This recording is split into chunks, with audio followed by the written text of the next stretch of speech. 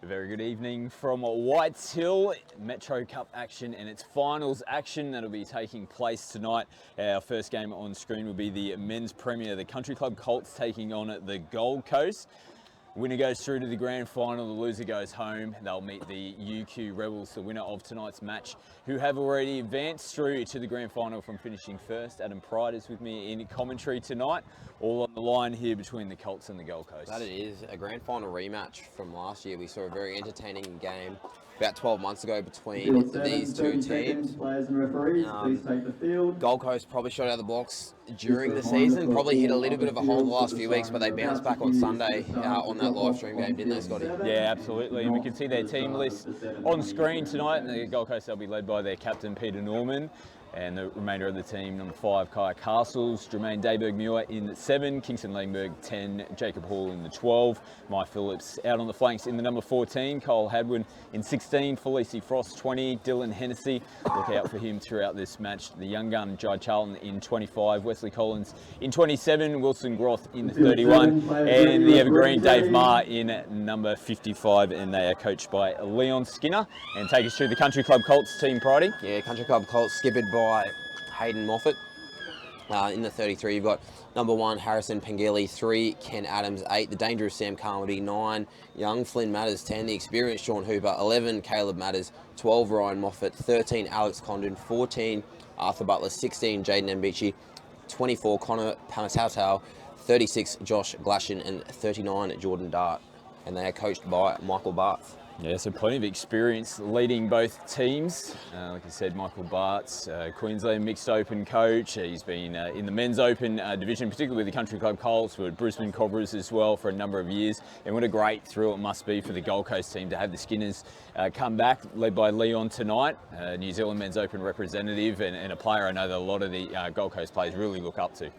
Yeah, that they do. Leon, definitely known for the example he sets. Michael Bart's obviously as well, plenty of experience in and around this division, and looking forward to some key matchups tonight, Scotty. Yeah, tonight's key player matchup, we have Sam Carmody for the Country Club Colts, Peter Norman, the captain for the Gold Coast. You know both players very well, played with them, played against them, having played for the Southern Storm this year and also at Queensland and Australian level. Talk us about what some of the key attributes both of these players bring to their teams. Yeah, definitely. I'd love to explain Sam Carmody, but I honestly can't. He's very random, very quick. You'll see him. Good combination with Hayden Moffat, so we'll get on a lot of sweeps tonight and ask a lot of questions. I don't think his teammates know what he's doing, so it makes it even harder for the opposition to figure that out. Pete's almost like the glue for Gold Coast. You'll see him working heavily with Jermaine Dayberg-Muir when he's sweeping. You'll see him finding Dylan Hennessy for his right to left platform heavily tonight. But Pete, in his own right, absolute weapon attacker. He's quite quick off the mark, and you'll see him take his own chances by, using those guys as decoys to go short side and open up different spaces along the field. Talk to us about his leadership as well. He's led Queensland Men's Open at a high level, being a co-captain along with yourself as well. But what sort of presence does he have as a captain out on the field? He definitely leads through example. You're not you don't die wondering with Pete. He's quite up and down, very emotional, very passionate. Loves the game, loves winning, hates losing. So he's going to come out there and set the example for the boys, and he'll be the first to tell them if they're not up to standard. Both teams came up against each other only last Friday night. The score blew out in the end of the day, and it was a win that the Gold Coast, it almost felt like needed to have just to kickstart their season again. On the flip side for Country Club Colts, what does a loss going into another rematch against the Gold Coast, is that in the back of their mind, or it's just a clean slate they start again tonight? Yeah, it's probably is that clean slate. Obviously, in the back of their mind, that game is there, and it really comes down to how their experienced players and coaches get them ready. Tim Bartz is a massive out for Country Club. He's been out for most of the season, so how him and Michael Bartz get these boys sorted. We've seen so often in this division with 4 teams, you can't kind of hang your hat off one result. They've played each other 3 times. This is their 4th meeting this season. So, for Country Club, how they start, I think tonight is going to be really crucial. And you can see on screen as well. So it's Tim Butts there with the hat and the hoodie on, and next to him, just on his right hand shoulder there, Tiny Awai on the crutches as well. Another really good, young, up-and-coming kid. That's another big loss for them tonight as well. A couple of big outs. It adds up when we mentioned you've got 4 teams in the division. Every team's so close. Every little matchup is crucial. So a couple of outs for Country Club, but in saying that, they've had Tim Bartz out for most of the season since that injury at State of Origin, and they've still managed to get, one win away from the big dance. So, the 14 out there tonight will be looking to take that opportunity. Following tonight's men's premier game between the Country Club Colts and the Gold Coast, we will have our first semi-final in the women's Premier Division. It'll be the UQ Rebels and the Southern Storm. A little bit of a different finals format. It's 1v2 tonight. Winner goes straight through to the grand final. Second gets another chance. The second semi-final that will be taking place at the same time will be the Country Club Colts taking on the Brothers. We'll keep an eye on the scores there to see how that one unfolds. What's your prediction there going into the women's Premier game between the Rebels and the Storm? Really exciting. It's been the major semi-final, although we had a 1v4, 2v3 system last year.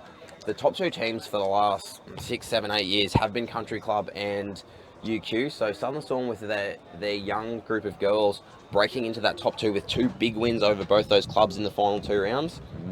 For them, it's going to be a whole new ball game. How they handle that pressure will dictate how they go. So there is that worry that UQ might come out and blow them off the park with that experience. If they can get through that first 10 minutes, it's going to be a good game. Yeah, like you mentioned, again, similar to the men's, those 2 teams, the Southern Storm and the UQ Rebels, played each other on Sunday. It was a massive win for the Southern Storm. They were in control of that game pretty much from the opening whistle. It was a really good performance. But having a look through the team list, they had a couple of outs on Sunday. They've come up with a really strong side, the UQ Rebels, going into that game.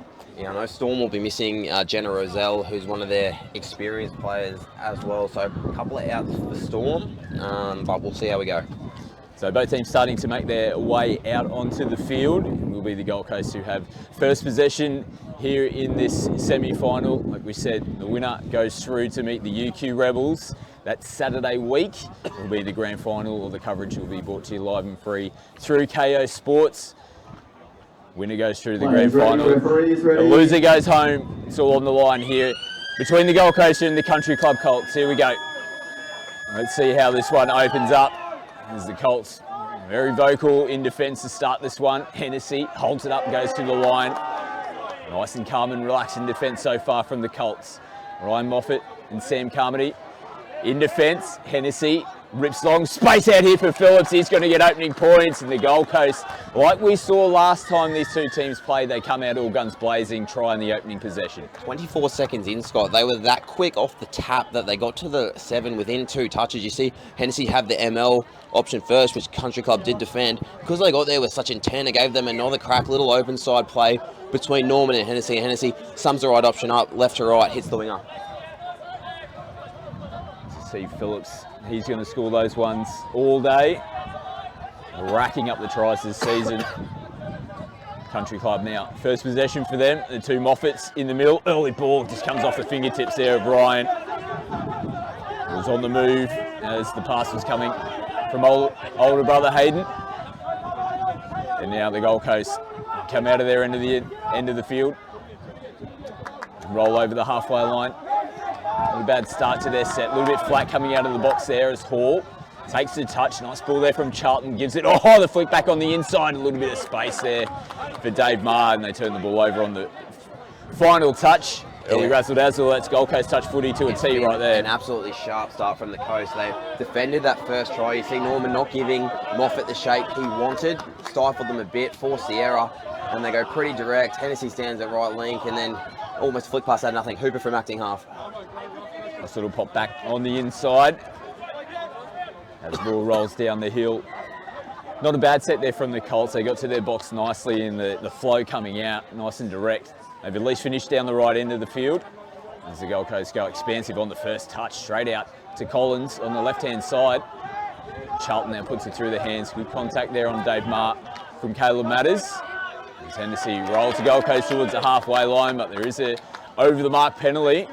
This is good field position here for the Colts. Yeah, good opportunity here for Country Club. They need that area just to take a little bit of momentum out of the Coast. We've got Glashan on with his strong pass. He's going to look to sweep.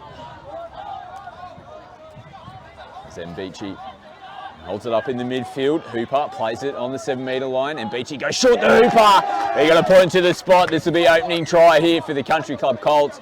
Beautiful little short, flat ball at the line. Sees them come up with their opening points. Yeah, that it was. I did like the referee's call live. You can see Kaya Castles protesting for the touch, but it's just a little open side play, and Beachy just digs in line, holds it up, and it's a nice finish there from Hooper. And I agree, I reckon that is down. The referees tonight, Campbell Muir, Matt Lavery and Jordan Randall, who made the call and pointed to the spot to level us up at 1 try apiece. Yeah, fast start from both teams. You see Jermaine Daybag-Muir here on the sweep. Norman goes short side. Gets into the in-goal area as well, but gets clipped on the boots. Nice work from Ken Adams, not giving up on the plate. Beautiful ball there from Hayden Moffat. Puts Carmody through the middle and look to go direct now as Norman comes up out of the line. Jordan Dart, beautiful meters, gets him over the halfway line. Nice positive set here from the Colts as they play through the middle. Coming into the last touch now, Carmody plays it, steps in, Moffat holds it up at the line. They try to go short through the middle again.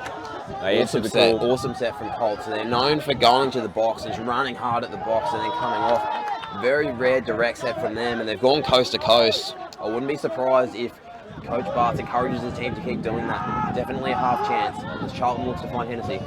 And they're really starting to turn the screws defensively as well. This has been a pretty good set so far from the Colts. Beautiful ball there from Charlton, just juggled from Dave Marr. Carmody puts it through the hands, Adam on 1. And they will receive the penalty. Good work there from Ken Adams just to hold on to the ball as well. Didn't actually look like he was milking for a penalty. No, just stay strong, got pushed off the touch. Correct call from referee Muir. Glashan takes good meters flowing out of the box. Incorrect play the ball though. See the Gold Coast regain possession. Yeah, the call from referee Lavery that the roll ball was not square on this occasion. Jacob Hall now plays through the middle direct, and Gold Coast go away from their substitution box as Hennessy gets a lucky roll of the dice there, and it's told from Matty Lavery to replay that ball and roll it as Mark goes in. Hennessy holds it up again, and an air swing trying to bat that one back in the middle. Yeah, I hope that didn't go straight through Mike Phillips' hands, because that will not look good on the replay if it did. You notice a little bit different. Gold Coast obviously having Hennessy that strong right to left pass. He stays at right link a lot of the time. So it'll be interesting to see if Colts try and maybe overwork him a little bit, but this isn't going to help with the mistake. Yeah, they need to roll it and get an acting half in place, but good experience. It's an old head on young shoulders there, Jacob Hall, forcing the mistake defensively there as Gross gets down low early. And it's going to reach out and get points from the coast. How quickly did he get down on the deck? Wilson Gross, probably most improved player in the competition. Just a little sharp play here, little play with Jacob Hall, little short side. Hall he gets around. Glashan looks like he makes the touch, but great honesty there to come up with the no call. This will be a good angle for it. It's a little punish play short side with a wrap, and Groff just gets low and beats Hooper to the line. Just got it across the line. You can see Sean Hooper actually there protesting, and looked like the ball dug in to the grass just fractionally. You get there eventually. Oh, and Beachy links back out. It was almost there. After a little chance out here, Harrison Pengilly. Yeah, Hayden Moffat coming back on that ML platform. There was space in the middle link. Be interested to see if they try and get maybe a passive option or try and hit that link somehow. Good scramble in the end though from Mike Phillips. As Castles tries to get the coast to the halfway line. This will be the last touch coming up. And Daybag-Muir just goes down the sideline, bit of experience there. Gave himself half a chance of getting on the outside, and we've got a Country Club Colts player down. Yeah, injury down on that hill. You mentioned the experience from Daybag-Muir, just running towards the corner. They weren't in a good spot there, Gold Coast, and a nice ball return. Then straight to the sub box. Yeah, I think it's Arthur Butler down for the Country Club Colts, and good sportsmanship. Let's see out on screen the Gold Coast coach Leon Skinner is actually over there attending to him at the moment. We hope Butler's okay. It wasn't a good signal from Leon Skinner. We'll revert back to the action. We'll keep an eye on Butler, who's still down on his haunches for the time being. Nice work from Glasson, gets away from one, plays it just outside the 7-metre line. Beautiful flat ball to the line, picked up by Phillips. He's gritting the teeth, he's looking the goods to go the whole way here by Phillips. Big chase still coming. He's got to stretch away, yes he will. Puts it down in the corner. Wow, coast to coast, those ones hurt. And now Phillips, he's clutching up the chest, might just be taking a second to suck in the big ones. We love an intercept. I just thought Kenny Adams had a chance to pluck this. Look at the 3 in the link channel. Condon digs into the line, and I think Adams thinks it's going over. Oh, probably wasn't a chance there, but Mike Phillips just streaks away. There's a reason he is our leading try scorer in this competition. Good chase from Glasson as well on that occasion, but Gold Coast now double their lead. And 2 tries, like you said, leading the try scorer, and he's already got 2 tries here tonight in the first half, in the early stages of the first half. Up by 2, the Gold Coast, running out of space as they send it back to Jordan Dart, who skips and tries to play it through the line. Yeah, it's a big passage play here now for Colts. You know, they pluck that one out, it's 2-all, suddenly intercept, they're now 3-1. And we know how good Gold Coast are in attack. You've got to make sure you can stifle their momentum, because if you slip for another 3 or 4 minutes, suddenly that margin is going to be 5 or 6. So we need to see the Colts really dig in here. Gold Coast with the try scorer, Wilson Groth, scored just before Mike Phillips streaked down off the intercept. Smart rolls in, Hennessy picks up, beautiful ball out the back and almost skipping away. Dayberg Muir arching the back, trying to get away from the defence. Yeah, good line from Dayberg Muir, good read on that far side for Country Club Colts. We'll have subs out of the box here. We'll look probably for Moffat as an option at right wing. As Matters offloads and Beachy. Back to Matters. Good ball work here in the midfield, not really progressing forward as we see Dayberg Muir get rolled up in the roll ball, and Moffat's going to take full advantage. He's going to roll over, put that down. Drum just losing footing there in the play the ball. Yeah, it'd be interesting to see the replay here. I don't think he's too happy about this one. Dayberg Muir just kind of gets caught behind, just a trip, nothing in it. And Moffat just shows a good pair clean of heels just to go towards the corner. Skip it tonight for the Country Club Colts. They needed that one as well. Just gets them back within distance.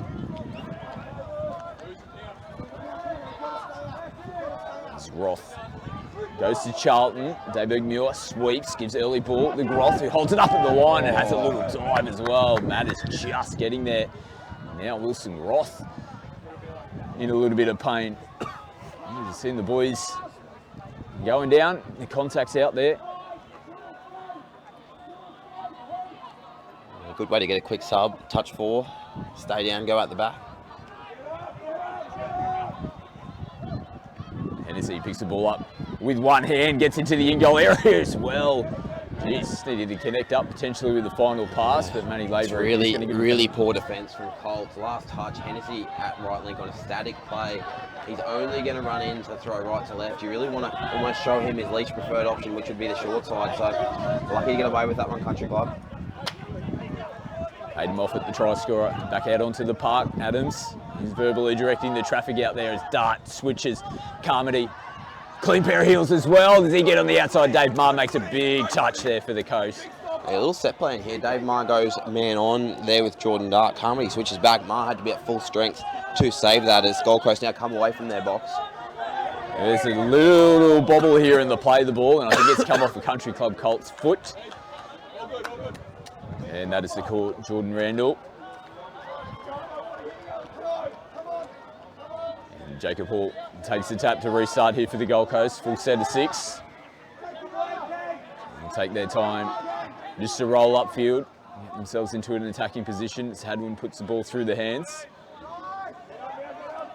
Strike out here for the Gold Coast. As Hennessy steps midfield. Ball in 2 hands, early ball to Hall, and he's just going to stroll straight over. Brings it under the post as well. Hennessy's really got the ball on a string, as we're very familiar with seeing him do. Yeah, he's just made me look stupid from that last comment, saying mainly looking right to left, just stands at link, little counties play left to right. Jacob Hall hitting a nice hole, and Hennessy threads the needle. You can see here just digs in. Wing appeal for Colts, and Hennessy sums it up. Good finish there from Jacob Hall. The fourth try for the Gold Coast. Just puts them back up by that 2-try margin. Colts, can they continue to go with the Coast? It's important. They don't let that margin get too far out. Oh, almost there for Dave Marr. He slaps the hands. Has a little bit of a look up. There wasn't really too much in front of him. Open pastures. Would have been good to see if he put the wheels down. Full set of 6 here for the Colts. Still plenty of time to go here in the first half. Carmody puts the brakes on. And Mark eventually makes the touch.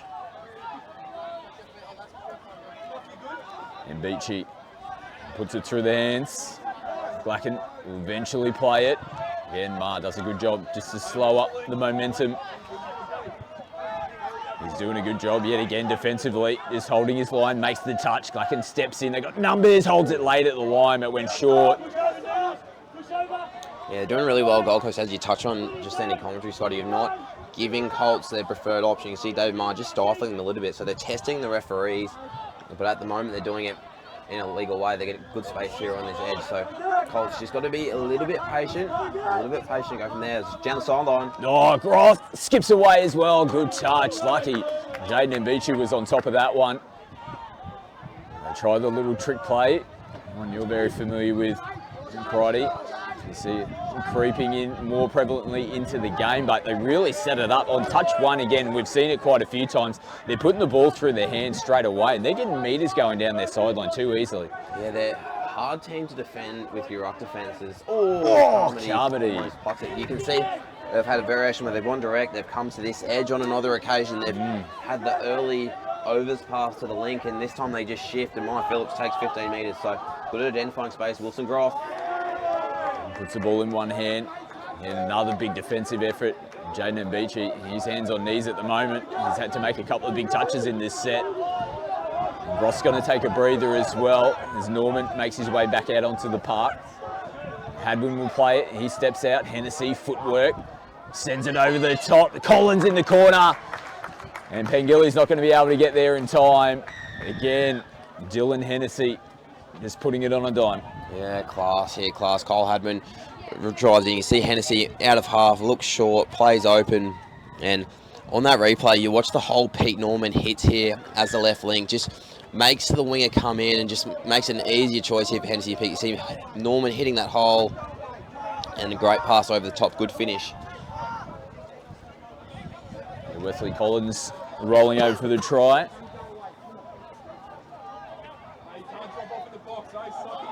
Hooper plays it. Condon left to right, looping ball. And Butler, good to see him back out on the park. Tough ball to take. Haven't seen much of Alex Condon tonight. It's been a little bit quiet in the early stages, just starting to work his way into the game. A player that's, you feel like if he can get a little bit of momentum, he might be the one that might be able to spark the Colts back into this one. Yeah, definitely good young player. He's in that Queensland men's 20s, was in the men's open squad leading into Origin. And for Colts to be successful, they need him to be a little bit more dominant. So they'll be looking for a big second half from him. Norman steps in, gets it, sends a huge ball over the head of Collins. And he might not be too disappointed to finish that one off. Just gives them a chance to get their defensive line set. Have a bit of a breather. And the pace of the game, as expected, super intense. Oh, so we see Matters turn it over on the first touch. He's had a little bit of a look up at the defensive line. A lot of experience on the field here for Coast. You've got Jermaine Dayberg-Muir sweeping. Good touch there from Matters. The evergreen Dave Marr, he just seems to be getting better as he gets older. You've got Hennessy there as well, running there with the under-18, Jai Charlton. Here he is, Charlton sends it back infield. Marr will play it. Dayberg-Muir, early ball footwork from Hennessy. They'll get it down, phase. They're on the back foot. Hennessy gets into the in-goal, flicks it back to Dayberg-Muir. Oh, wow. This is going to be good to watch on the replay. They set Hennessy up for the A-bomb, so it's middling dump. They rip him on the out. He comes back off the right foot. They play phase with Dayberg-Muir. And Hennessy gets through the smallest of gaps and then a little flick pass to Jermaine Dayberg-Muir for the finish. It's a nice, classy try from the coast. Starting to stretch away. Now the Gold Coast up by 4. Coming into the halftime break. We've got to wrangle back a bit of momentum here, the Colts. And it's going to come with points. And the Gold Coast is starting to manage things. Just over 2 minutes left to go here in the first half.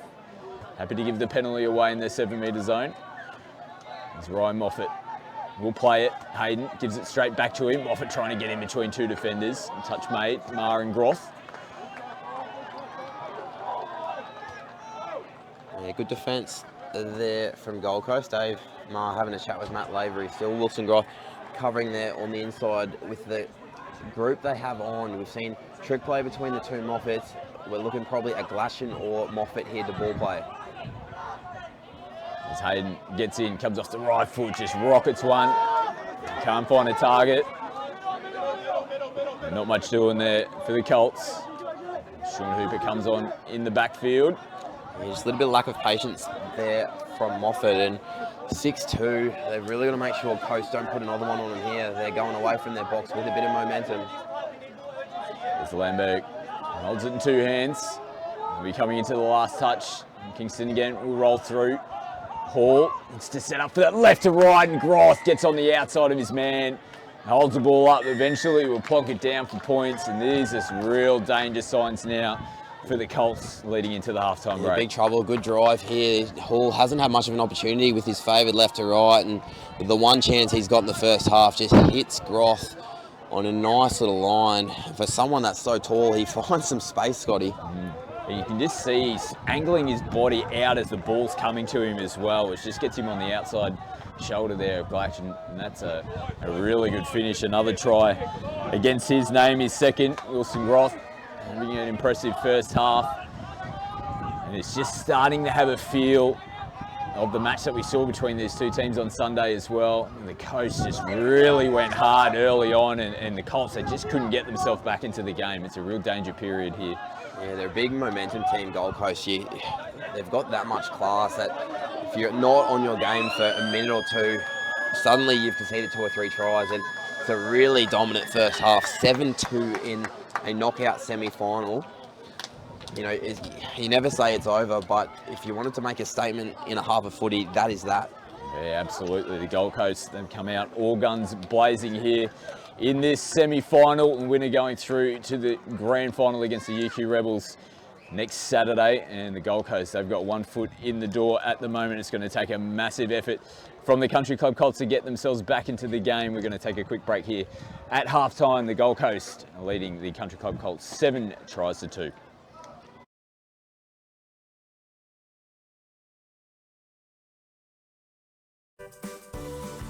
This grass looks smart, and it's tough enough to handle whatever you throw at it, so it stays looking smart. Tiff Tough Hybrid Bermuda, the smart grass.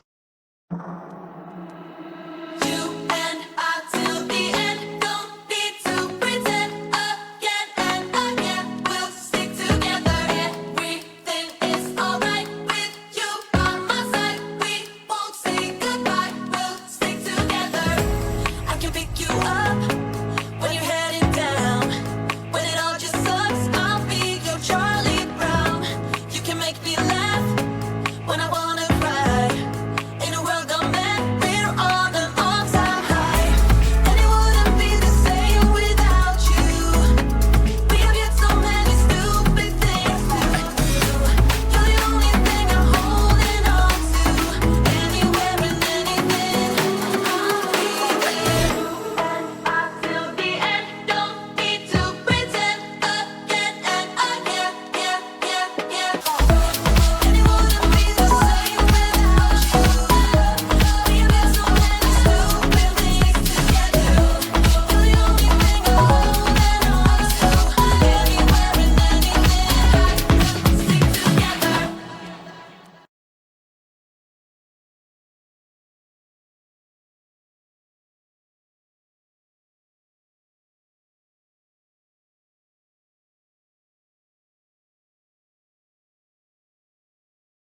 plays it on the 7 metre line, and Beachy goes short the hooper. They're going to point to the spot. This will be opening. Good experience.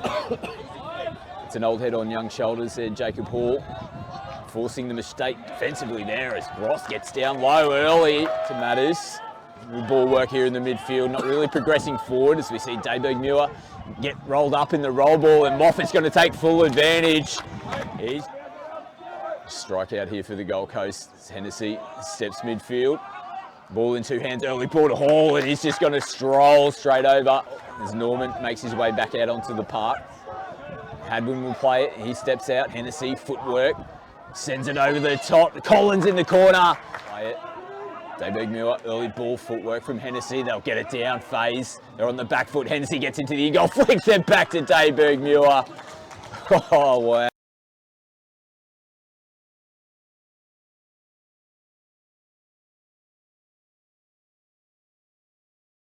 That takes me, I'm like, well.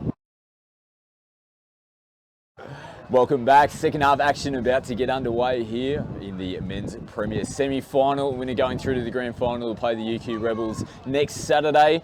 But it is the Gold Coast. They're well on their way to have one more crack at the UQ Rebels. Potentially that was an unreal first half performance from the Coast. Oh, just classy. From the start, from the tap, Gold Coast, they were down there in 2 touches, had a crack, didn't score, scored within 25 seconds. So they set the tone from that first set of 6, and it just continued 7-2 in a knockout semi-final. Absolutely huge start, and Country Club Colts are in the trenches at the moment.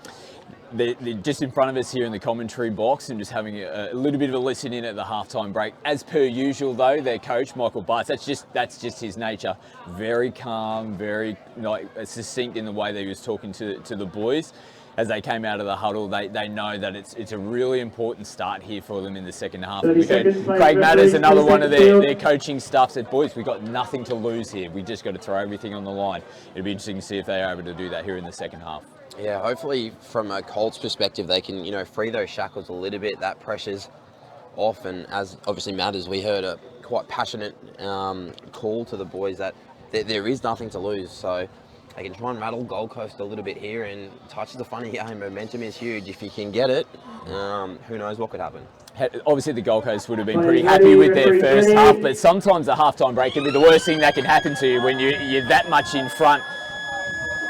They just got to continue on with what they did in the first half, though, here in the second. Definitely. I'd imagine Leon Skinner's message would have been, Colts have to fire from the start. So big first 5 minutes. If you can get through the first 5, this second half should be okay. So we'll see how they go. Condon here holds the ball up, goes flat at the line. Oh, they almost had numbers there. Hooper just facing inwards and couldn't get that final ball away. It was Carmody, my mistake, who's just gone the big flick.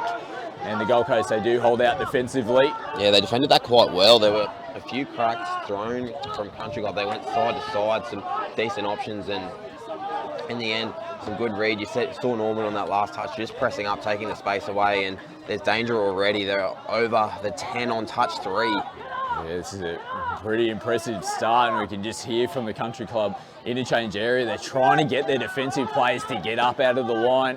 And Gold Coast making meters far too easily, and they're going to get themselves in an attacking position as Groth hits Charlton perfectly. And he's going to finish it off in the corner, and like we said, it's just not how the Country Club Colts wanted to start this second half, but for the Gold Coast just far too easily, and they're going to get themselves in an attacking position as Groth hits Charlton perfectly. I mentioned earlier in commentary, he's probably one of the most improved players in the competition, and if you picked a Metro Cup Team of the Year, for me, he's one of the first middles getting picked. He's been absolutely rock solid in defence, and just the class with his low dive, and now showing he can also ball play. And Michi, just a play out the back, and just goes completely missed assignment with that pass. The shooting blanks. They've just taken any air out of the balloon from that halftime speech that Colts have given. Defended hard, went coast to coast, put a try on, and now they are just ruthless at the moment, the Coast. It's Dayberg Muir, grits the teeth. It's good meters, so does Dave Maher. They're just picking them up too easily at the moment as Hennessy goes early ball. They've created numbers here. Hadwin just can't get away. Butler makes the touch. Yeah, great touch by Butler, had to be made. You saw Hennessy on a M2 middle platform with lots of space, played Dave Maher early, and Maher almost threaded the needle there for Hadwin. Dart, familiar run out of that interchange area. Carmody, Condon now gets him on the back foot. Oh, it was there as well. Yeah, it's a good read. They had a bit of flow there between Condon and Carmody, middle. Hadwin did turn in. Unfortunately for the Colts, pass not going to hand. Go away from the substitute area yet again. Phillips and Hennessy. So the variations continue here from the Gold Coast. It's just continuing to let them pick up easy meters as they roll forward. Charlton linking up with Norman, coming into the last touch now as Hennessy looks for his options. All picked off this time around. It is going to be a penalty here to the Gold Coast. Players offside. Yeah, good communication there. You can hear referee Lavery on the far side communicating with Campbell Muir. Some of the open side defence from Colts are not there. And once again, they've got attack everywhere at the moment. Gold Coast, Norman, Dayberg, Muir, Hennessy. Good defence there from Condon, pressing high at link, took out the A-bomb there for Hennessy. Still plenty of touches to go though. So go out. Dayberg Muir goes to footwork, phase short at the line. They will receive another penalty here. So that's 2. Just remembering in the 8th edition rules now, another penalty in the 7 for Gold Coast. We'll see a Colts player excluded for 6 touches. So we'll see if they can try and milk a penalty. And they're trying at the moment. Hennessy steps out again. The footwork tries to get in between, and there was players offside yet again. So they're flirting with it on the defensive line once more, the Colts, and that's great awareness there. Great officiating here from Lavery. You can hear very clearly on the sound effects the play on. You can see Ken Adams well and truly short of the line, and Hennessy just buries, and referee Lavery with the playthrough rewards Gold Coast with that try. 9-2. Another 2 tries to open up the second half, and now we see Flynn Matters turn the ball over.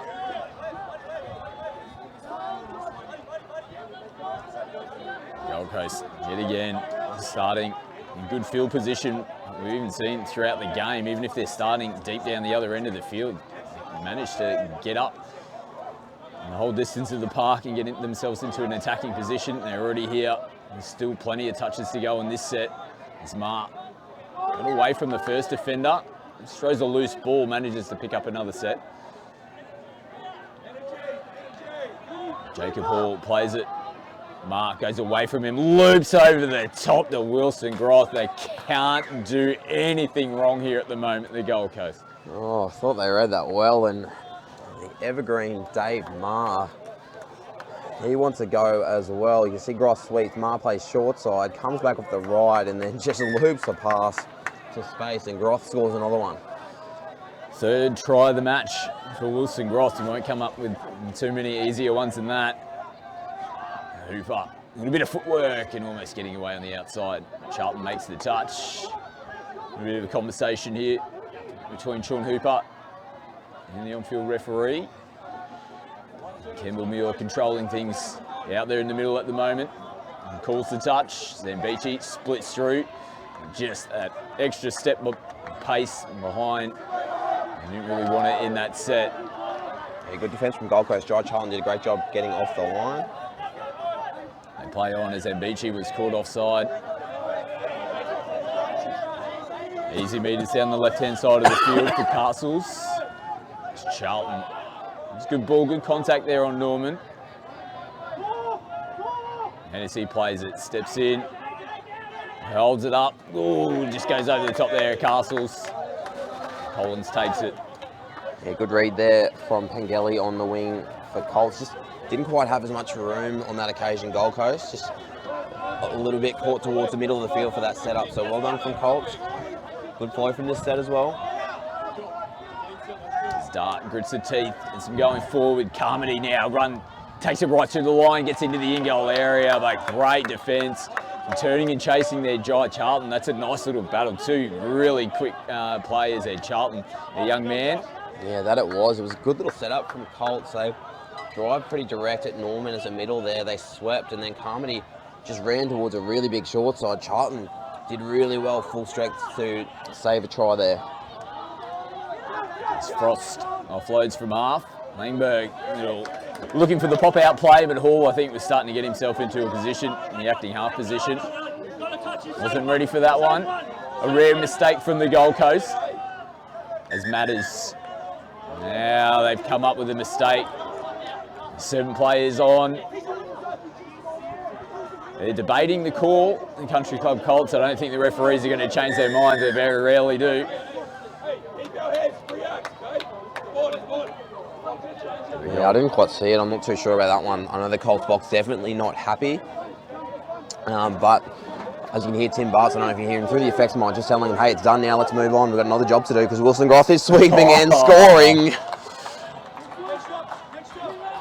His 4th try of the game. He can't do any wrong. We see him set them up as well, so he's getting them himself. He's just in absolutely everything tonight, Wilson Groth, as we have a look at the replay. It's a nice line. You can see he runs straight, then kicks to the outside, and he's so agile at getting down low quickly. And watch this now. He's now going to back it up at the defensive end. It's Hooper. Take their time here. The Colts be looking just to finish their season off. This one looks like it's getting away from them. Loose left to right there. We do obviously have another game to look forward to, Scotty. We've got the women's prems, and we can give a score update on field 2. At the moment, that's the minor semi-final, the elimination between Country Club Colts and Brothers. At half-time, Brothers actually led 4-1, 4-2 at half-time to Brothers. Country Club Colts now lead 5-4 in that game, so a really entertaining game on field 2. It's Hennessy from half. And we'll keep an eye on that score and hopefully bring you the final result at the end of this game as well. The winner of that one will take on the loser of our next match coming up on your screens between the UQ Rebels and the Southern Storm in the Women's Premier. So we'll see Hennessy go the foot pass to Dayberg Muir.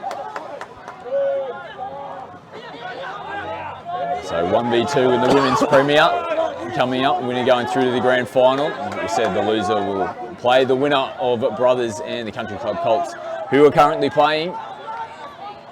Carmody, nice, beautiful ball, the dart. Nice try there from the Colts. Beautiful try, well deserved. Great, very well orchestrated. Hayden Moffat trick play, and this is one of the better ones. You can see them with intent running in the line. You see Carmody runs nice and straight and then just pops it up his right shoulder. No look, thank you for coming. Moffat, good hands dart. Good finish in the corner there for Butler. Yeah, lovely try from the Colts. Nice positive play. They'll play to the final whistle, there's no doubt about that. It's been another good season from them, but just that final result is going to elude them here in the semi-final. Their 3rd try of the game, 11-3 on the scoreboard. As Hall has left to right, looping. Oh, just off the chest there. Felicie Frost might have lost it in the lights.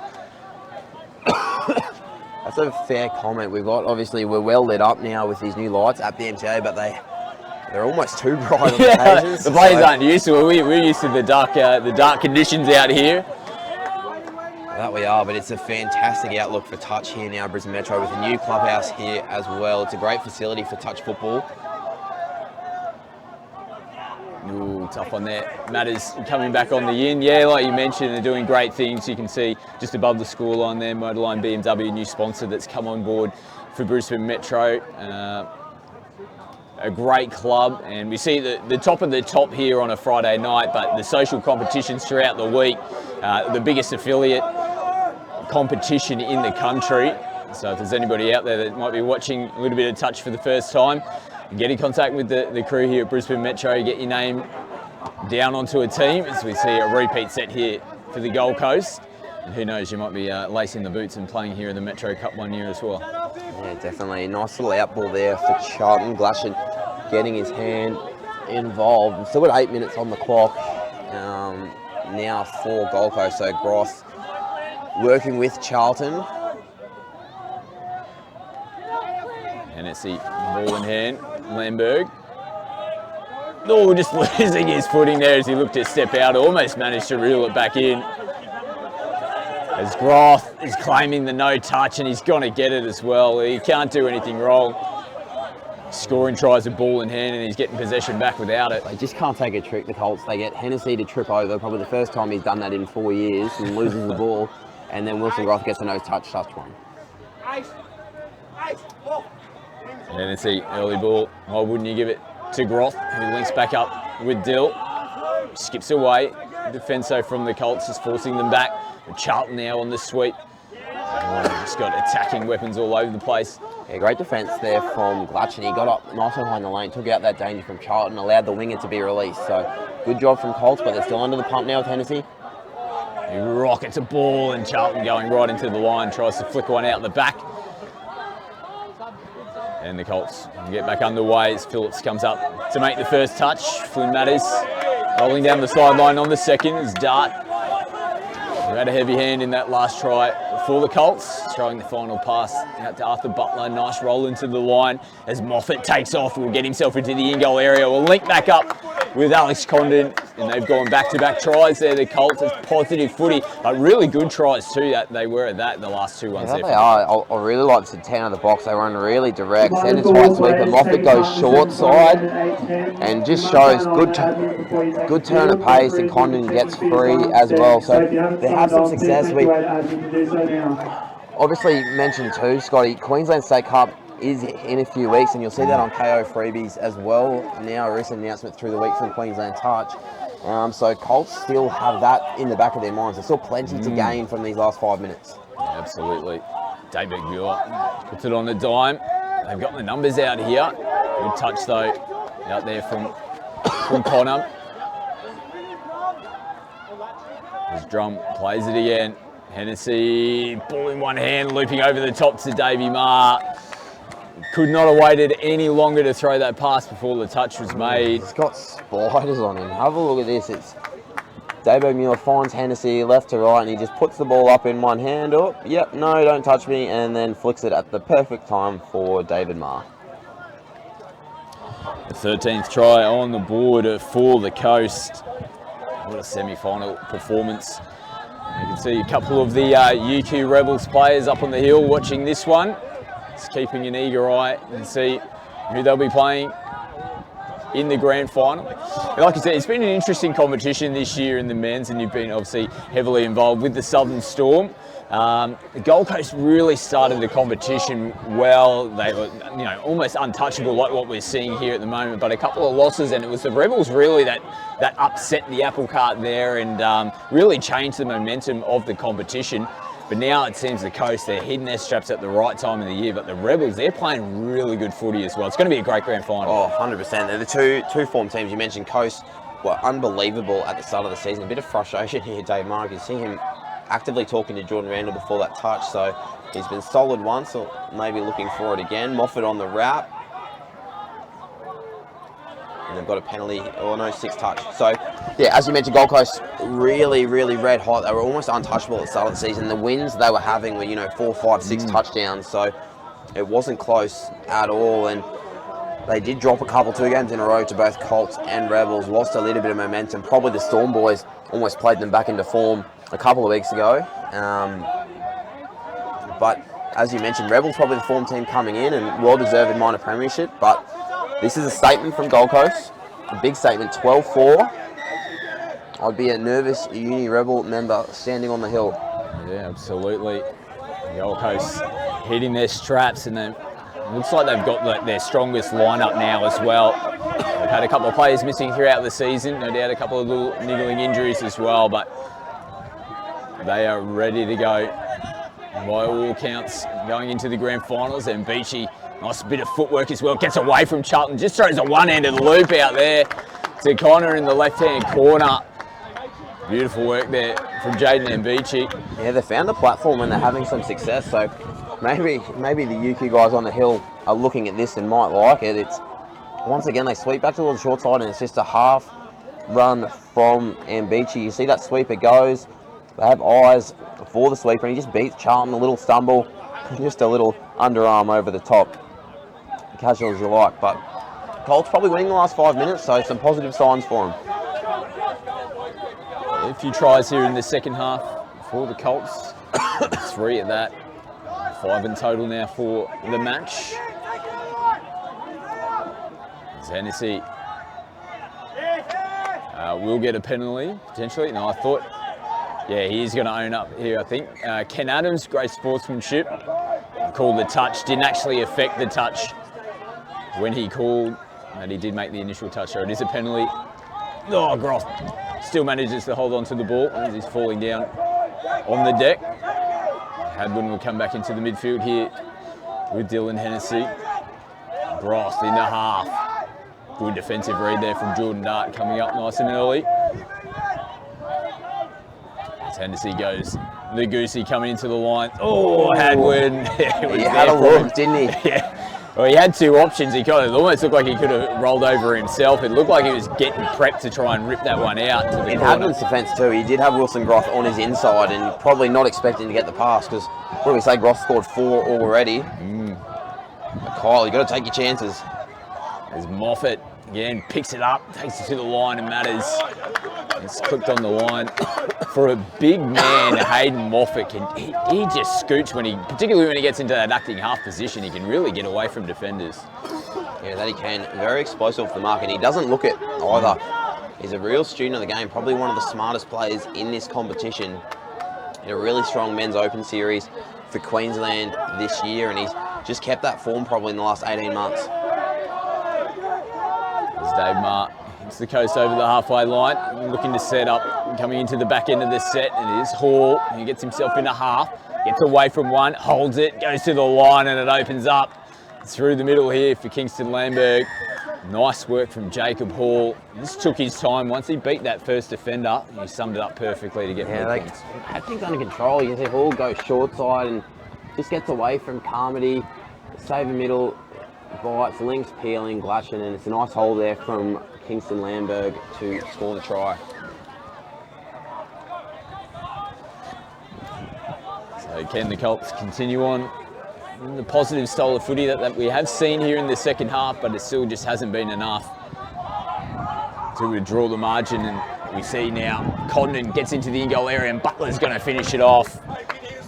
Nice evasive work there from Arthur Butler, and like we said, took a bit of a knock in the first half. Good to see that he recovered to get hit back out onto the park, and he's got a couple of meat pies in the second half. Yeah, good finish. Once again, same platform. Sweeper short side. Again, success for the Colts. This time not off drive into the in-goal. When they're attacking the line, and Condon gets to the in-goal and they find space through Butler. The Hooter sounds in the background. You can see the final try there from the Country Club Colts, but it was all too little, too late, and was really all set up for the Gold Coast in the first half. That explosive first half, 7-2 going into the halftime break, just really set them up for the second half, but they continued on with that momentum and they've got themselves into the grand final. Yeah, that they have. A very dominant performance from Gold Coast, 13-6. Although, you know, Country Club did score a few tries late. The damage was done early, and we've got another exciting grand final. UQ, as we mentioned, probably the form team in the last few weeks. Now coming up against the Gold Coast team that looks like they've clicked back into gear. Yeah, so the Gold Coast, they will progress through to the grand final against the UQ Rebels. That will be Saturday week. You'll see that live and free on your screens through KO Sports. We now revert our attention to the Women's Premier. It'll be the UQ Rebels taking on the Southern Storm. That's first and second from the Women's Premier Division. The winner will go through to the grand final. We'll find out the result of Brothers and the Country Club Colts. Can confirm Country Club Colts have held on. They have won that game 5-4. So the loser of the Storm Rebels game will meet Colts in a grand final qualifier next week. There you go. So we'll take a quick break and we'll see who will advance through to the grand final in the Women's Premier Division. UQ Rebels taking on the Southern Storm in just a few moments.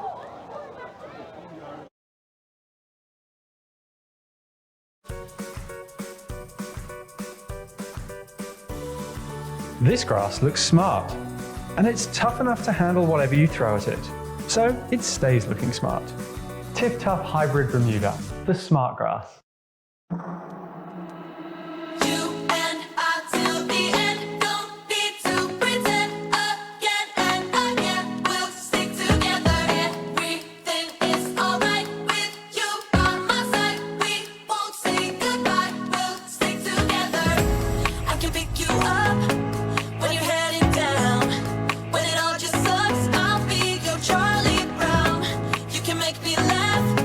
When I wanna ride in a world of men.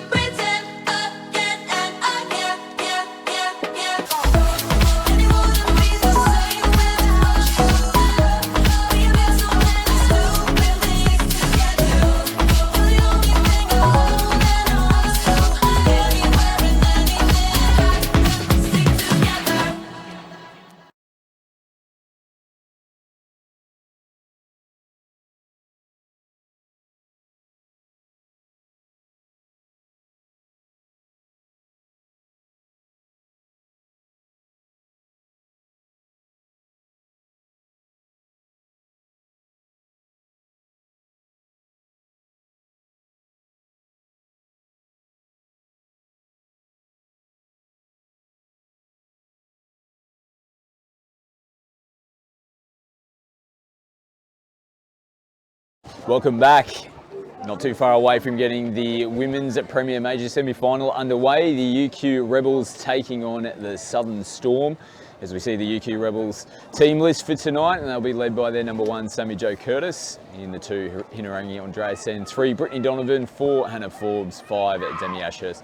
6, Kate Ryan. Tiani Bryson. 7, Rebecca Maimai. In the 8, Marama Thomas. In 10, Olivia Goodsoul. 11, Georgie Rackerman.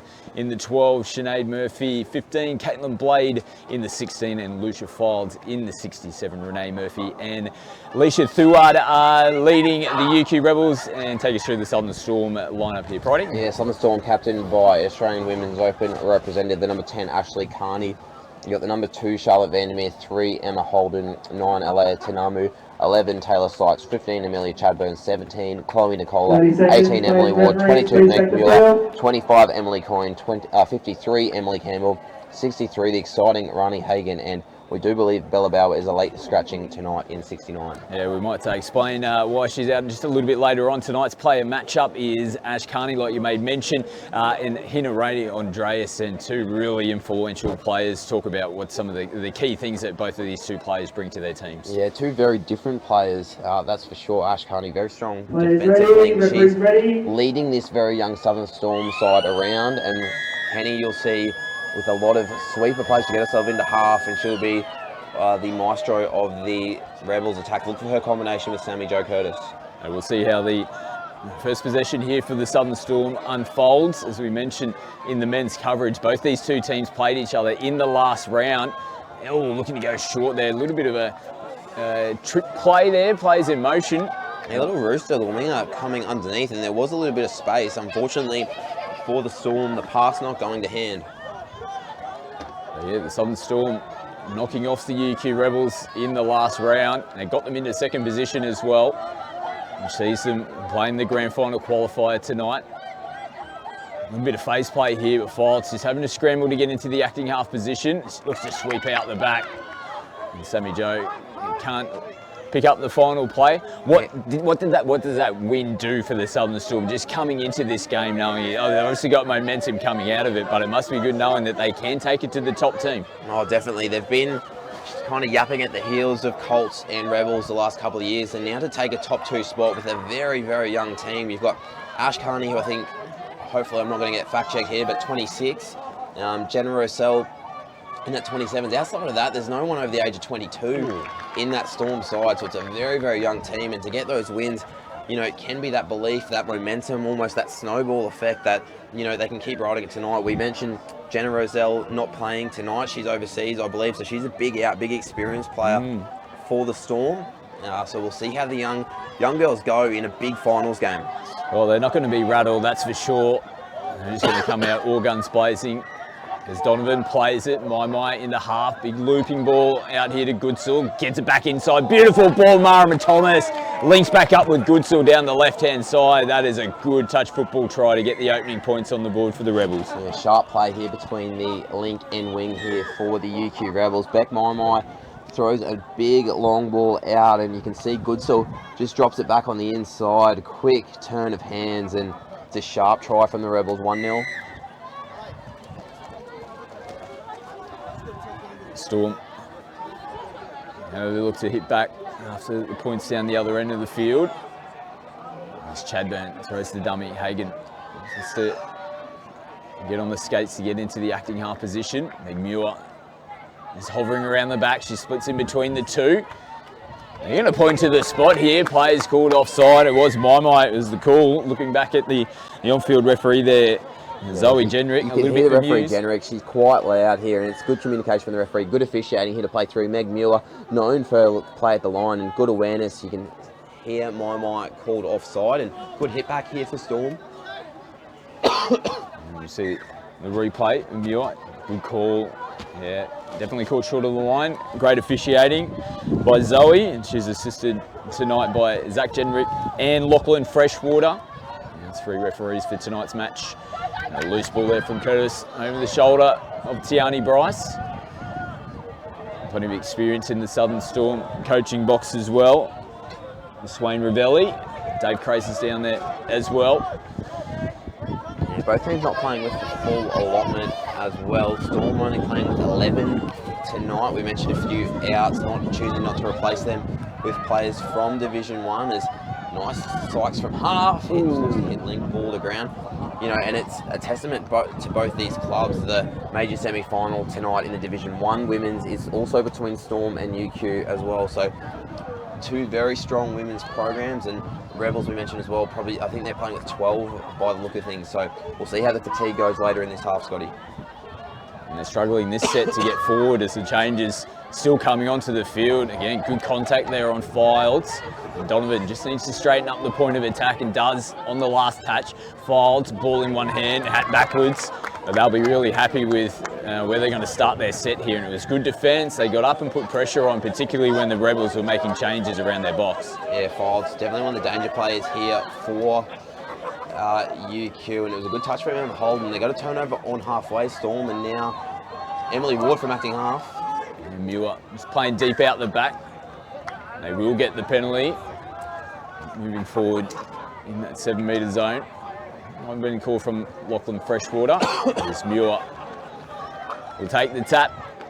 Chadburn plays it. And the familiar Storm play where they have that player splitting through the middle. Yeah, they call it Taipan or the T-Series. It's definitely a move that's come into vogue in the Storm play the last couple of years. Meg Muir, probably one of the key players around that with her low dive.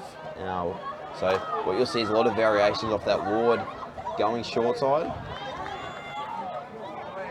There's Muir, who takes the touch, playing really deep and at the back of the line. She's on the sweep this time around and takes it right to the defensive line. Can't connect up with the final plate. I think Freshwater's calling there, possibly Brittany Donovan offside. Probably a chance to go at the line, chose the pass, and unfortunately for the Storm side, it has gone to ground. This is a better set though from UQ as Maiamai takes it forward. Marama Thomas was influential in the first points. Nice work from Ashurst. Thomas goes early ball to Sammy Joe. And nice touch from Chadburn. A good variation there from UQ, not digging into the line from half, releasing Sammy Joe Curtis early, but well handled from the Storm there. On top in the midfield at the moment. Sykes, it's good metres in this set here for Hagan coming to the last touch. Gets herself into acting half, tries to get away from Ashurst, does. Gets into the in-goal area and they will finish it off in the corner. Nice response from the Storm. And for the first time in the game, they go up and it's 2-1 on the scoreboard. Yeah, we just mentioned they got on top in the midfield at the moment, and that tries definitely that reward. Rani Hagan, one of the quickest players going around at the age of 16, and it was a great strike dunk from Taylor Sykes and a classy finish in the corner. I can't quite tell who that is. Might be Carney for Storm. And it's a great finish. You can see a great replay there. Carney clearly getting the ball down, and Storm hit the lead for the first time in the major semi-final. Rebels now back on the attack. Tiani Bryce goes straight through the middle and links up with Britt Donovan. Nice response. And it just show they're not going to go anywhere at the moment. They level the score back up. Well set up there by Tiani Bryce. Yeah, nice tight play. You can see Bryce coming around on the sweep, and it's sweeper step back in a nice line there, nice and tight from Brittany Donovan, and she scores to make things 2-2. Nice tight contest. This is pretty much how we thought this one was going to unfold, as Emma Holden there, ball in one hand, was trying ever so much to hold on to the ball coming down into the play the ball. Might have actually done so. I think the penalty might have been for an over the mark, so she might have been able to hold it in the action of juggling it there, just took that extra step over. Sees the Rebels in good field position. As Donovan sweeps, they go away from the sweeper. Tiani Bryce, little one-on-one battle. Nice defence there. Meg Muir. A little change up there from the UQ Rebels. They sent the sweep around, and Maiamai released Tiani Bryce on the split. Meg Muir, great diving touch. You can see the energy. She wanted the ball back quickly, earned her team a penalty, and gets them over halfway, touch 2. Yeah, nice little passage of play there for Meg Muir. As Hagan's back out onto the park. Continue to work with Chadburn in the middle. They've got a really good combination in the midfield for the Storm. Hagan takes them on, gets into the in-goal area. That footwork again, just can't link up with the final pass. Namu tough one to take as they're running out of real estate down the right-hand side. But again, Hagen looking really dangerous when she's going down that acting half position. Unbelievable, 16 years of age, and I'm sitting here watching thinking Beck Maimai, probably one of the strongest defensive middles in the competition. I wouldn't be wanting to take her short side, just a little skip and away she goes. So Storm will be hoping they can finish those chances. Nice solid touch, they're going to get another decent chance here now. You'll have Sykes coming in from the box. I wouldn't be surprised if the little static play around the 11. As Carney will burn one down the left-hand side. Looking up there with Emily Coyne. No half in place here for the Storm. As Muir eventually will get over. Linking up with Sykes. Muir again. They go through that middle passage. Muir looking to go for this static play and choose to retrieve and pull it back out. And Carney will play it on the 7. Holden sweeps around the back, but it's down. Meg Muir.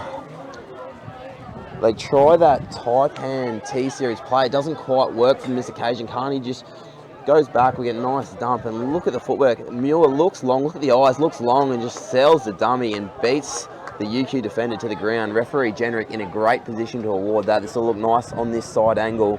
Just look at the eyes. She looks long. Looks like she's going to rip Link, and just was enough just to hold up the UQ middle and ball down. Correct decision. Referee Jenrick 3-2 to the Southern Storm. Well, they're up and about. Nicely finished from Meg Muir. So we now see a mistake here in the play of the ball. So the Rebels under pressure from the Storm. And it's a really familiar feel to this major semi-final, like we saw in the final round game between the two teams.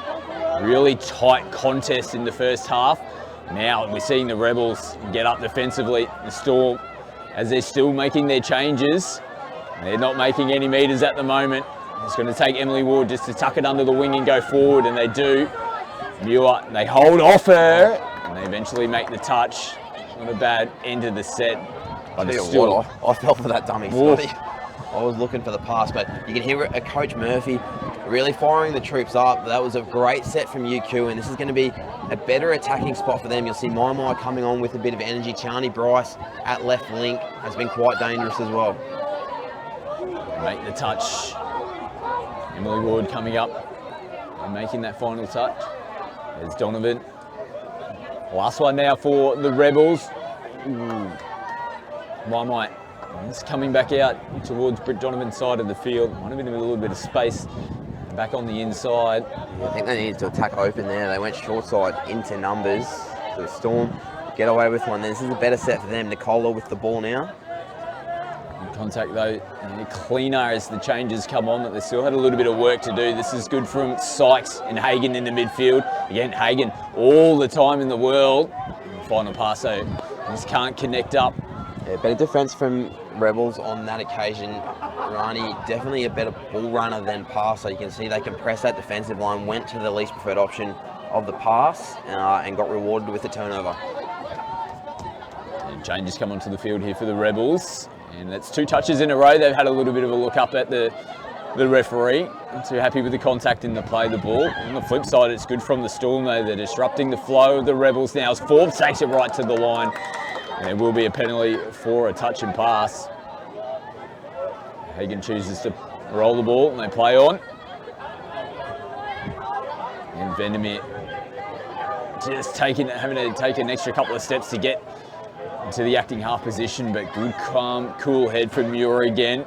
Just controls things out there with the extra pass, picks up good meters and gets the Storm back on the front foot as they come into the back end of the set. As Holden plays at Ward, loops one over. They're going to get a repeat set here on the final touch of the set.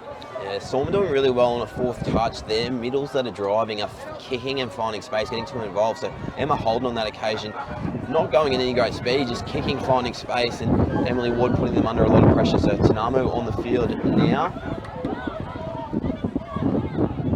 Muir and just throws that dummy. So plenty of touches up their sleeve here in this attacking set. Carney plays it and just lost their way. But again, they'll take their time to get set. Quite compressed in the middle of the field at the moment now as Carney sweeps around the back, gets the early hands. ball. Oh no! Juggled there in the corner. Might have just been running out of room as well. Yeah, forward pass signalled from the sideline ref.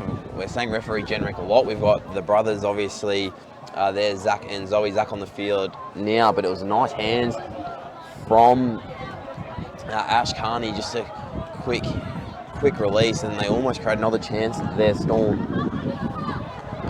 As Maimai gets the Rebels over the halfway line. Down by 1 on the scoreboard at the moment. Filed. Play on is the call. Holden.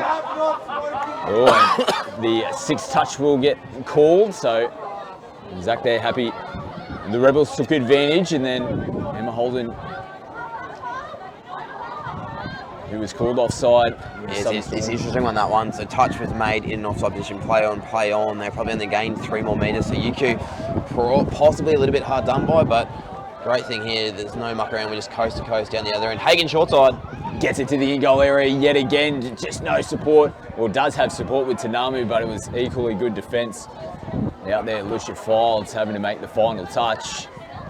Yeah, it was a great scramble. Hagen, I imagine that message at half time is going to be just protect that short side space. Do not fall for that little skip, because she's doing really well to get to the outside, and Storm with a heap of chances, but you got to give UQ up as well. Great cover defence in the in-goal.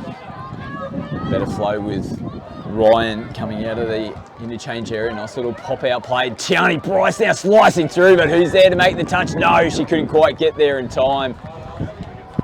Right back here from the Rebels. They go to their box with Flo and Sammy Jo Curtis running a little fly there with Tiani Bryce. You see Curtis releasing Bryce, and good turn of speed here as well. Gets past the link and does well to beat Hagen. Who's there to make the touch? Yeah, must have been close. 2 players as well. That running style, very familiar. You could just see Tiani Bryce just gliding their way through running. Got a very similar running style here. Has it been held on to? Yes, it has. Good hands out here on the right-hand side of the field from Emily Coyne. So lock back up at 3 tries apiece.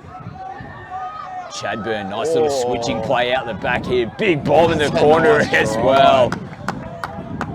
Good footy from the Storm. This is a nice little play. They set up, there's a little open side. Quickie Tanamu goes towards the line and getting them chasing in. Muir switches back and just the Hail Mary over the top. Good finish there from Coyne, but I imagine the coaching staff from Storm will be quite happy with that. That's a set-up play for the UQ middles chasing in, and Coyne gets the finish. Just had to fling it out there. Probably not the most glorious of passes, but it doesn't matter how it gets there at the end of the day. Muir ripping it out. And it's a good response there from the Storm after the Rebels scored a nice try down the other end. Just to hit back and say, hey, you're going to have to do this the hard game. It's going to take the full 40 minutes tonight. And we're going to see the 2 Jenricks come together here, and they're going to make the right call at that. Took a little deflection coming in at the line and just plonked over there. Britt Donovan gets another try to her name. Yeah, Lucia Fildes, another player known for foot speed. Just uses Deco as dummy, goes short side, and Muir just a little bit of a lazy option there. Tries to shut on the half short side and need to stay out, and Fildes with a good pass and good finish there for the Rebels. We're back even. The tight contest continues between the 2 top teams here in the Women's Premier Division at the Metro Cup. Grand final spot on the line tonight. Neither team can be separated at the moment. 2.5 minutes left to go in the first half. There's Taylor Sykes. Just directing traffic out there at the moment. They go away from their familiar move this time. Go the early release to Vandermeer out in the corner. Great defence. Coming across and making the touch. I think it was Murphy for the UQ Rebels. Good metres there from Mara Thomas on the first touch. A little dummy. Get them on the front foot. Yeah, they did well there, UQ, to stop that little trick play. They had Nicola there on the out round of space, but a good set here from UQ going almost coast to coast now. Tiani just getting held up in that previous touch. You get herself into an acting up position now. Players offside here for the Storm. The touch was made from Taylor Sykes. The one player she didn't want to make the touch was Sykes, who was onside. Yeah, they got caught a little bit out of position there, the lead middle, but Sykes in a great position, steps up off the line, makes a touch. So probably almost the last attacking option set here for Storm. They've got Muir and they've got Hagan. It'll be Hagan from half. She goes, Get a repeat. yeah, they will get us another set of 6 here as Hagan looks to go the quick tap. Lockie Freshwater will send it back to the mark. So again, back into the set. We've seen that a couple of times in the first half. Rebels giving away a penalty on 5th. Carney now trying to get in between defenders, and she's going to do exactly that. Early in the touch count, second touch. Sweeping around the back, puts a foot down on the accelerator and gets full advantage. Yeah, great line here from Ash Carney. Sweeps left to right, and you can see right foot step goes quite low at the offside player, puts the save middle under pressure, and fortunately for the Storm, they get rewarded. You can see Sammy Jo Curtis on the inside. Does she get there? Ball's probably down first, and it's a good line there from Carney. Good hit back from the Storm. One more set here till half time. Yeah, you can see Mai there doing everything she could to try and get back to the line, almost getting her feet back and then trying to arch forward to make the touch. Just too little too late. As Files will get good possession. Last touch coming here for the Rebels. The Southern Storm from the interchange area as Donovan almost splits through. Really rallying the troops there coming into the final touch. It's Carney. Oh, plays it really late at the line. She was looking to try and get it away. The Hooter will save them at the end of the day. And a really tight contest here in the Women's Premier Major semi-final. The Southern Storm up by 1. What a close contest. Not much separating the two teams at the moment, just a one try. And it goes in favour of the Storm going into the break. Yeah, it's been, pretty even end to end. We haven't seen a bigger margin than one. So we mentioned the youthful Storm. If they can hang in there, they're going to challenge the Rebels, and they've done that in this first half. But this will be a big halftime chat from both coaches, Renee Murphy and Swain Ravelli. Yeah, so a big 20 minutes still to come here in the second half. Who's going to make their way through to the grand final? We'll have 20 more minutes of football to find out. The halftime score here, the Southern Storm 5 over the UQ Rebels 4.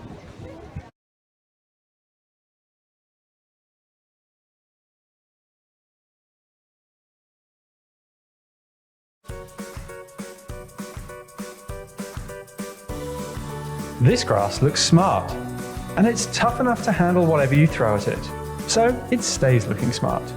Tiff Tough Hybrid Bermuda, the smart grass.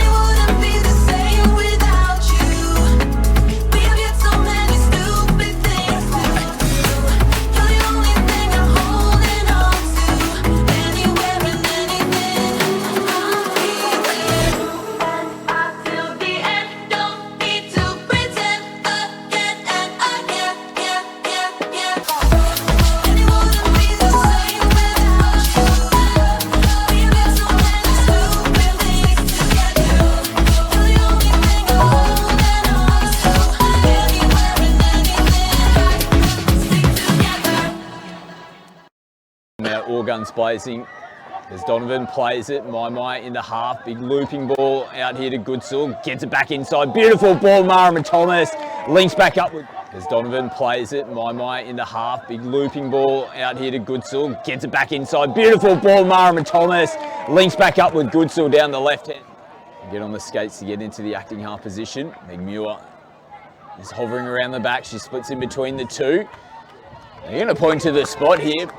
In this set here for Hagan coming to the last touch, gets herself into acting half, tries to get away from Ashurst, does, gets into the in-goal area, and they will finish it off in the court for this static play and choose to retrieve and pull it back out. And Carney will play it on the 7.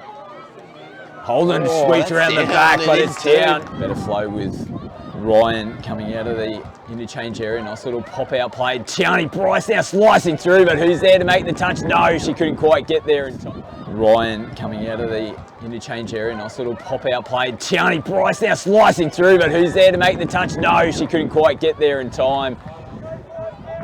So lock back up at 3 tries apiece. Chadburn, nice little switching play out the back here. Big bomb in the That's a corner nice as try. well. So lock back up at 3 tries apiece. Chadburn, nice little switching play out the back here. Big bomb in the That's a corner nice as try. well.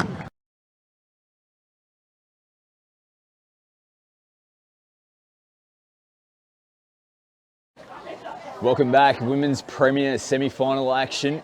Both teams just taking their breather at the halftime, getting their final instructions going into the final 20 here. The winner will go through to the grand final Saturday week. The loser will get a second chance. They'll take on the Country Club Colts next week after they knocked off Brothers tonight. It was a really good first half of footy. Pridey, not too much separating both teams. Some really enterprising tries that we saw there in the first half. Who knows what's going to unfold here in the second half? There's not much separating the two teams at the moment. Yeah, it'll be a big halftime speech, that's for sure. The advantage for Rebels, they've got that experience, they've got that big game experience. They've been in and around the grand final of this competition in the last 7, 8, 9 years. So they'll know what they need to do to get there. It'll be, can the youthful Storm keep rolling? You've seen great half from Hagen on the back of drive. You've seen Ash Carney show some leadership with some great touches and some great sweeping plays. And you've seen Meg Muir with spiders on her, the way she's been attacking. So if UQ can contain that, they'll back themselves to roll over the top here. So the Rebels get us underway here in the second half. No doubt have a little bit of an attacking play. Beautifully read though in defence. Nicola making the touch there, coming into 5th touch.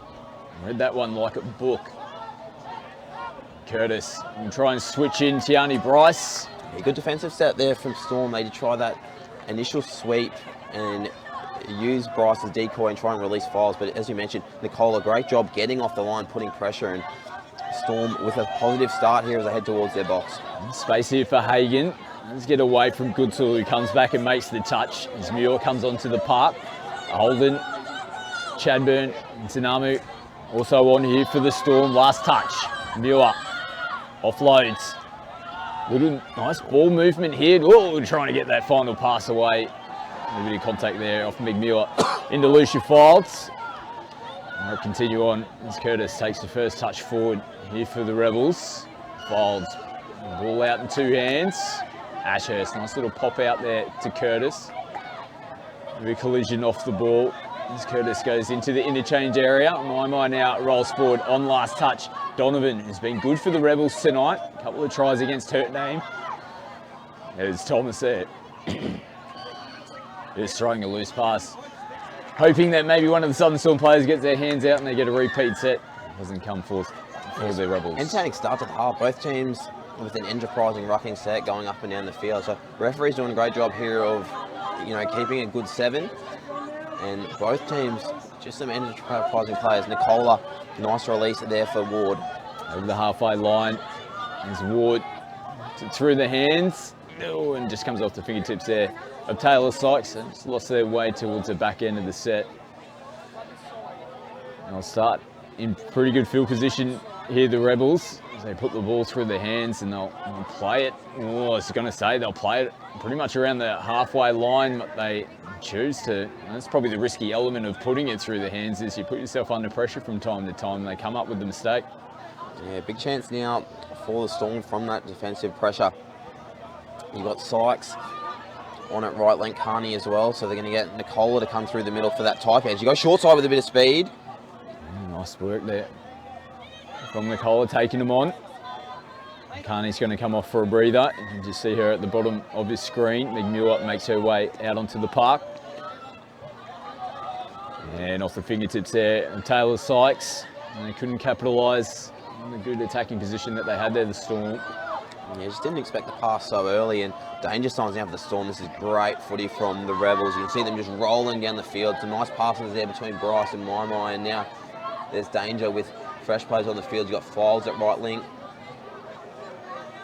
He gets herself into the acting half position, tacks down that short side looking for offside players. As casual as you like, Taylor Sykes makes the touch and will earn the penalty as well. Not returning the ball back to the mark. We mentioned UQ, really big set of 6. They make coast to coast, and Taylor Sykes, she's only 17 years of age.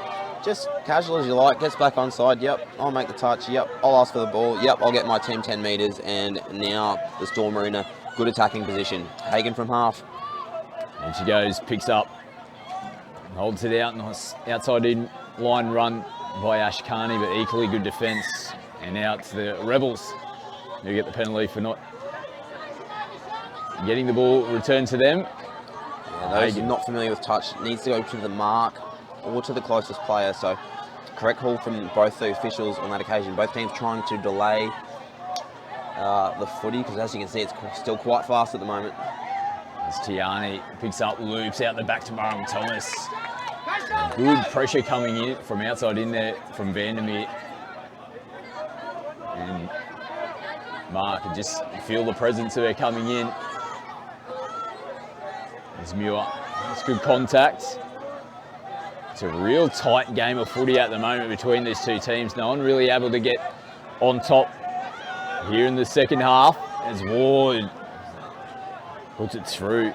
Just couldn't resist from getting the hands out there, Rebecca Maimai. They're causing Rebels big headaches. That fourth touch, the middle's doing a great job kicking into space. Emma Holden, the one on this occasion, gets too involved with the touches. Muir around on the sweep. Touches a call from referee Freshwater, but they're kicking into space, getting 2 middles up. And when you've got a team that's so dynamic from half, it is difficult to defend. Emily Ward getting pushed into position here from Emma Holden and picks up. Looping ball over, can't connect up with the final pass. Yeah, good defence from the Rebels. They stayed nice and compact, and Holden, she saw the space, couldn't get the pass away on this occasion though, and this is a danger signs again. We're really starting to get value out of just that one extra pass, and it's hitting a player that's running onto the ball at pace as well. It's getting them on the front foot. It's Files, last touch. Donovan picks up, comes off the left foot, looping over the top. Tough ball to take there from Hannah Forbes. Yeah, good defence there. Good read, Charlotte Vandermeer. In nice and tight on the link. Donovan not known for the pass, and Storm closing it down. They're in trouble here this set. Struggling. And they get forward. 5 coming. You've been able to hear that from Zach Jenrick. And Sykes just tries to get on the outside there of Files, and again, they'll get marched upfield. I mean, the game's so tight like this, and they're really playing almost between the 7 metre lines at the moment. Those little gimmies where they're getting the penalty, not returning the ball up the mark, just helping to relieve the pressure to the attacking team. Real to get down handy the other set end. for the Rebels. But the referees set that bar nice and high. So we've got Maimai on. You've got Marama Thomas as well. So danger signs here. Curtis working with Maimai. So good patience here from the Rebels. As Curtis plays it out ball to Marama Thomas. Final touch. We'll see Mark go with a little bit of fancy footwork. It's the switch there. They've got numbers, and luckily Ash Carney got fingertips on the ball. We're starting to see that so often now. It's a 5th touch, really. You almost call it like a dead play. Really, it should just be coming up and making the touch, but the chancing their hands and creating an opportunity and getting a repeat set out of there is a really good result at the end of the day. Yeah, right you are. When you've got as Bryce with the punish play here. Got it. Yeah, nicely done there from Tiani Bryce. They were caught flat-footed on the line, as you'll see on the replay. And Tiani Bryce, she'll take advantage of their repeat set 10 times. Really good result at the end of the day. Yeah, you can see Maimai just releases, you get 2 up in the touch, and Bryce really quickly. She's actually inside the 7-5 out, goes at the line, gets the offside. Referee Jenrick is happy, and as you touched on, Scotty, that's 6 to go. Really, really crucial. Another set of 6, and as you can see, the Storm defender actually going behind the line, and correct call, as you can see on that reverse angle. Scores now level. They're locked up at 5 tries apiece. First try in the second half. It took a little time to get points here in the second 20. As Muir rips long, good defence. Now the touch, this is interesting. They are going to say that the touch has been made. Yeah, correct call. If you juggle the ball, even if the ball's not in your hands, you're still in possession, so it does still count as a touch. Good call there from the officials. As Mai shapes to go, and holds on to the ball. Forbes, now as Curtis will take a breather herself. Donovan out onto the park. Ashurst will get herself into acting half. Last touch now is Ashurst. A little bit of contact there off the ball. And they will make the touch. Now, we made mention at the start of the game that the player matchup, and one of the players that we talked about was Henny Andreasen. She's not out there tonight, which is a big out for the team. So we just had to make mention of that. Yeah, that is a bit of gamesmanship from both teams, naming a couple of players not playing. We've got a 7 on call here from referee Freshwater. So the penalty will go to the Rebels here on halfway. As Goodsall takes the tap. This is real danger signs here for the Storm. We mentioned Rebels really getting heaps of momentum when they come to their box. That little check pass has really ignited them. They've scored the last try. Now they've got a 7 on penalty. Now we're going to have Lucia Fildes, Tiani Bryce coming onto the box with 3 or 4 touches. Big set here for the Storm defensively. Donovan from half, just hold the ball up. Bryce will play it, coming into the final touch. Yeah, still a bit disjointed coming into that last one of the set there from the Rebels. Let's take a little bit of a sting out of their tackle. Nice little one-on-one battle out here between the two wingers. And the first touch there as Carney was looking to link up. Oh, as Muir looking to link up with someone, just rockets it in. Yeah, lost their way that set, looking to probably dish too much here, Storm. They're looking for an extra pass when there's no one there. And if there's no one there, you've got to tuck the ball under your arm and go forward. So once again, they've put themselves under pressure this set of 6. As Bryce, tacks down that short side. Luckily, it came off the fingertips. They looked like they were short and really struggling to get back on side. Yet again, the Storm. And just going back to that previous set, we'll see how the Storm go this time around. Ash Carney was looking to link up and she had to go back and play the ball. It's really hard to get your set started again after you lose that momentum on the second or third touch of the set. Sorry, we've got a forward pass called from referee Jenrick. Once again, they're putting themselves under pressure here, UQ. You really can only give that pass on that drive if you're going to create space to put someone in a better position. You can see the Rebels doing that well coming from their own line. But in the last couple of minutes, they haven't had to do it because they're winning that midfield. Curtis on a punish. Oh, and a good touch there. Vandermeer coming in, realising that they were under pressure on the line. Great read from Vandermeer. As soon as she saw Curtis drop her shoulders, she knew she was diving. So Vandermeer helping her link out. That's a space UQ are attacking and they're having success there. Can they capitalise here? My player coming up out of the line there from the Storm. They put the ball through the hands and having to dive to make the touch there. Ash Carney, one to come here for the Rebels. And they'll finish it off in the corner. So they're still holding on the Storm, but they get a mountain of pressure starting to come their way from the Rebels. The momentum just starting to shift, and we see them now put the ball through their hands, and it did hit the grass first. So there's more pressure coming the Southern Storm way, defending their line yet again. Yeah, big chance here. The protest that pass was caught. Referee said no, they delayed the pass, and now they've got a penalty. Curtis, static, good defence from Hagen. On the flip side, while they've defended, this is a third set in a row now down on their line. If they can manage just to hold out, and they'll get a lot of momentum coming from that. If they can get themselves back into the territory battle and get down the other end. They've managed to force the mistake yet again, so it's a great job from the Southern Storm. Yeah, a little bit of frustration, I think, there from the Rebels. It was only touch 2. They hadn't really asked too many questions, and the big long ball and the tap back for very early in the count. A nice diving touch there from UQ, though. And forward pass in the end, so they've got another mistake. They're just inviting UQ into the game, and they're too good a team to keep doing this. Yeah, good contact there on Emily Coyne. Just forced a mistake in the play the ball. And the Storm, they just can't get out of the funk at the moment. They can't get themselves over the halfway line. like you said, Pride, you just feel like this weight of possession down this end of the field. I just feel like there might be points coming at some stage. The Storm done a good job so far to manage to hold out the Rebels. Can they continue to do it? The score's still locked up at 5 apiece. Not a bad start to the set here defensively from the Storm. We've got players out of the line this time around. Bryce tries to get on the outside. The touch is made and they still hold on. It's a no, it's a no. It's going to be a try. Oh, good honesty there and sportsmanship from the Southern Storm.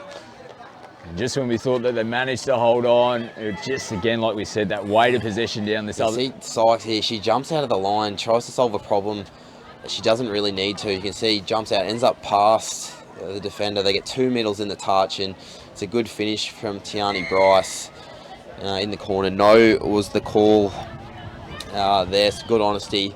UQ now leading for the first time since early on in that first half. Yeah, 6-5 now on the scoreboard. Back up in front. I just feel like that's just not going to be the end of what we see here in this game. Still plenty of time. Muir runs right to the line and goes the late pop-out pass. 5.5 to go. The Rebels, they're up and about now after getting those points. You see that late pass at the line yet again. He gets them on the front foot. It's a good set. They come to this wing, get forward, they get on the ball quickly, then they shift to the wing, little check pass back, and as you can see, they're going to be right on the 7 with Lucia Files with fresh legs.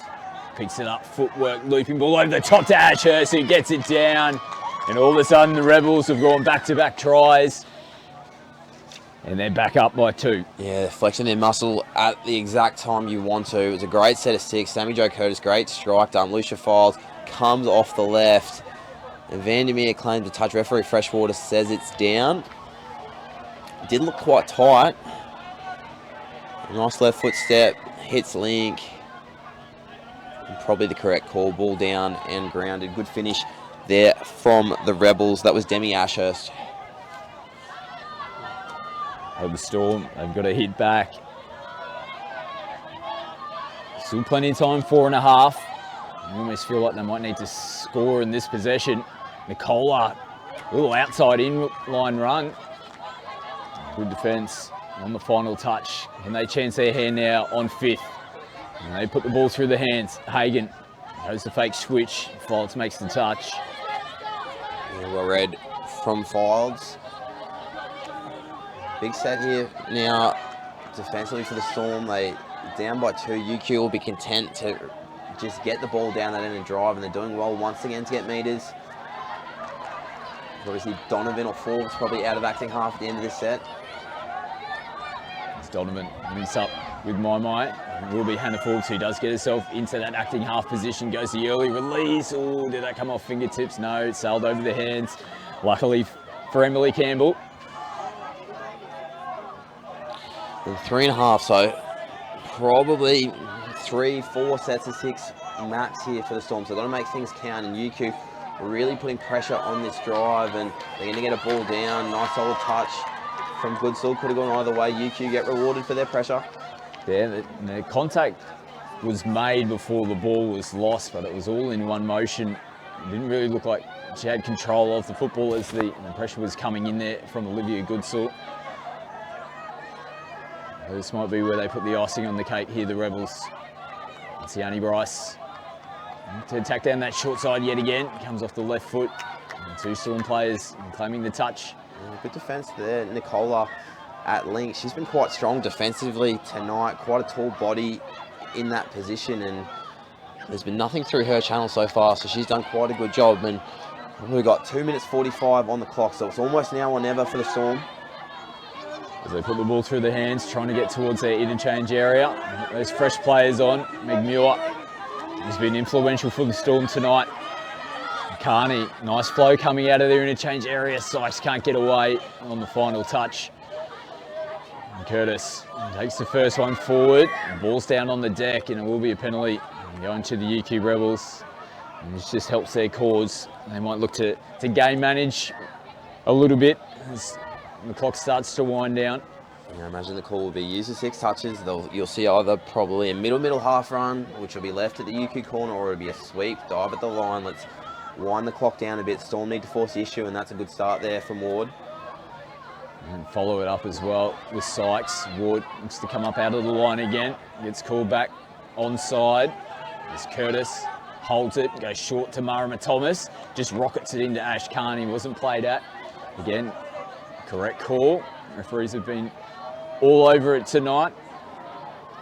They have. They've done a great job, the officials. That is for sure. Good pressure here once again from the UQ. They're pushing 3 players up at a time, but Tarney now runs towards that space. We've got out of the box. We've got Hagen in that middle channel, so I'm surprised if it's a short side half run here. Picks up and goes, scoops it in one hand, nicely placed through the middle. They'll get a repeat set. They do get the penalty. You've got to get on the football here, the Storm. They might realise it might just be a little bit too far from them. The clock is going to get the better of them as we get under a minute now. Hagen, the pressure coming up out of the line, and the penalty will go to the Rebels, and that will see them progress through to the grand final. Yeah, that it will. Classy performance from UQ. They definitely didn't have it all their own way. Had to work hard to almost strangle Storm in the second half. But once again, another grand final appearance for this team. They're going to be hard to beat next Saturday. My. Picking up good meters, links back up with Donovan. Last touch now as Beck comes off the left foot, leaping over the top. They just couldn't get the final little bat on play or extra pass out to Olivia Goodsook on the right-hand side of the field. Yeah, next Friday night, we'll see Storm meet Country Club Colts. Another mouth-watering match next Friday night as full-time Hooter goes. Yeah, what a performance. The UQ Rebels have made their way through to the grand final, and like you just said just a couple of moments ago, they really had to work hard to get that grand final spot. The Southern Storm really pushed them the whole way. They went into the halftime break with the lead, only the slight lead going up by 1, but it was a gritty performance in the second half, or throughout the whole match there from the Rebels. Just when they went those back-to-back tries and the weight of possession down the end of the field, and the Storm just couldn't hold on at the end of the day, but a really good semi-final between both teams. Yeah, that it was. It was a real arm wrestle that second half. It was at 5-4 at half-time, so UQ kept Storm scoreless.